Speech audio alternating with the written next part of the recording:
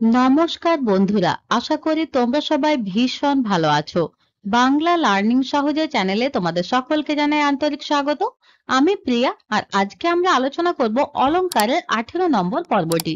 তো চলো কথা না বাড়িয়ে দেখে নিই আজকের বিষয়বস্তু। লক্ষ্য করো, এখানে উপমা অলংকারের শ্রেণী বিভাগের ডায়াগ্রামটি বানানো আছে।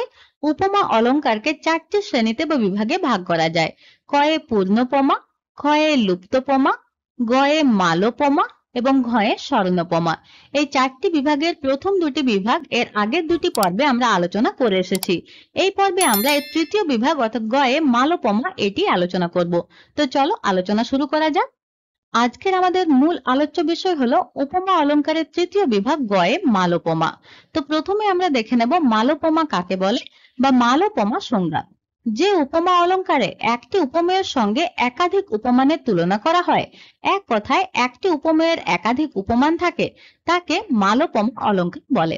তাহলে দেখো, সংজ্ঞা থেকে আমরা বুঝতে পারছি যে উপমা অলংকারে অর্থাৎ উপমা অলংকারের যে শাখায় বা বিভাগে একটি উপমেয়ের সঙ্গে একাধিক উপমানের তুলনা করা হয়, অর্থাৎ উপমেয় এখানে থাকবে একটি এবং উপমান থাকবে একাধিক, অর্থাৎ একের বেশি, 2, 3, 4 বা এর পরপর হতে পারে। ঠিক আছে, তাহলে তাদের মধ্যে যদি তুলনা করা হয়, যাকে আমরা এক কথায় বলতে পারি এখানে উপমেয় হবে একটি এবং উপমান হবে একাধিক, অর্থাৎ একের বেশি, 2, 3, 4, 5 এভাবে বেশি হতে পারে, সেই উপমা অলংকারকে আমরা বলছি মালোপমা অলংকার।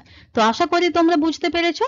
অথবা তোমরা এভাবেও সংজ্ঞা লিখতে পারো, বা যে উপমা অলংকারে উপমা থাকে একটি কিন্তু একাধিক উপমান থাকে, তাকে মালোপমা অলংকার বলা হয়।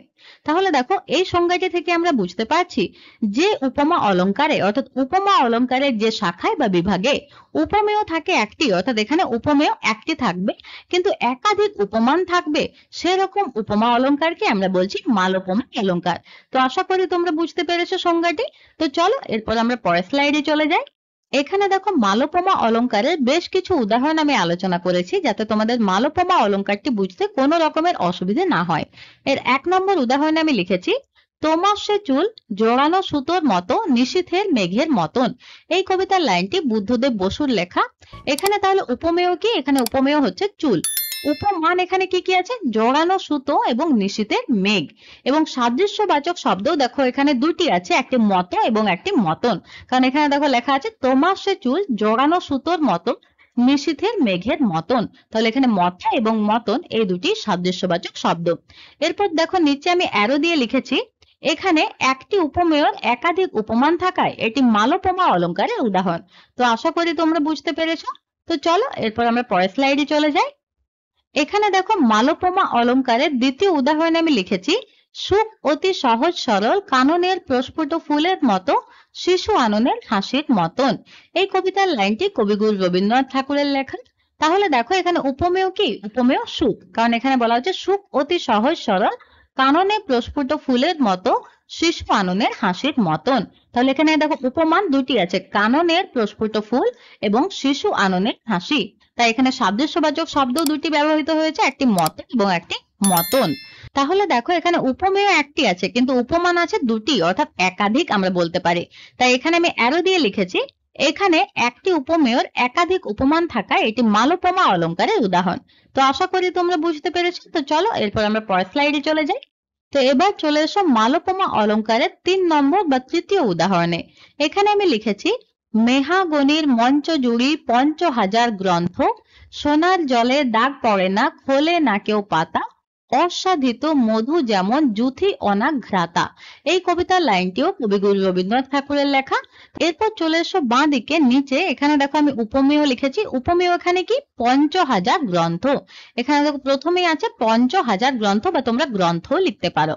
উপমান এখানে দুটি আছে, একটি হচ্ছে অসাধিত মধু এবং আরেকটি হচ্ছে যুথি অনাঘ্রাতা, বা তোমরা এভাবেও লিখতে পারো যে অনাঘ্রাতা যুথি। এবং সাদৃশ্যবাচক শব্দ এখানে যেমন। তো চলো এরপর আমরা এর ব্যাখ্যা এবং সিদ্ধান্তটি পরের স্লাইডে দেখে নিই।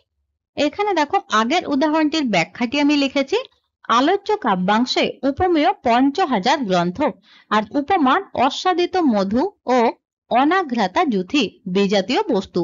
উপমেয় 5000 গ্রন্থের সঙ্গে উপমান অস্বাদিত মধু ও অনাঘ্রাতা জুতির সাদৃশ্য কল্পিত হয়েছে এবং সেই সাদৃশ্য যেমন শব্দটিতে ব্যক্ত হয়েছে।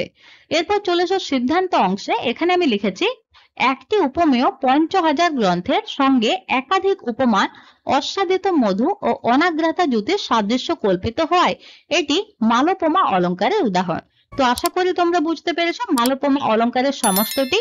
তো আজ এখানেই শেষ করছি। এ বিষয়ে তোমাদের যদি কোনো প্রশ্ন থাকে তো অবশ্যই তোমরা কমেন্টে করতে পারো, যার উত্তর তোমরা খুব তাড়াতাড়ি পেয়ে যাবে। তো দেখা করছি পরের ভিডিওতে এর পরের বিভাগটি নিয়ে। ততক্ষণ পর্যন্ত ভালো থেকো, সুস্থ থেকো, নিজের এবং পরিবারের সকলের খেয়াল রেখো। টাটা।